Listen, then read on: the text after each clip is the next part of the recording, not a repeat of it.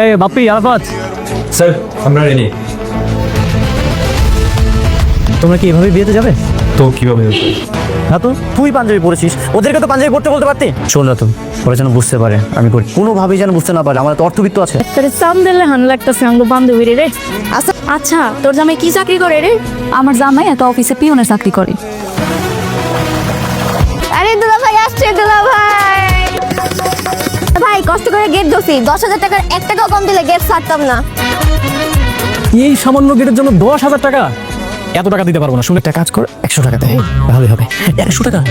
কিন্তু যেটা বলতেছি সেটা কর। আচ্ছা শুনেন, দেখেন আমরা হচ্ছে খুবই গরিব মানুষ, আমাদের কাছে কোনো টাকা পয়সা নাই, শুধু বাসায় যাওয়ার জন্য 100 টাকা রাখছি। আপনারা যদি রাজি থাকেন তাহলে 100 টাকা দিয়ে দিচ্ছি আপনাদেরকে। আমরা কি ভিক্ষা করতে আসছি দুলা ভাই?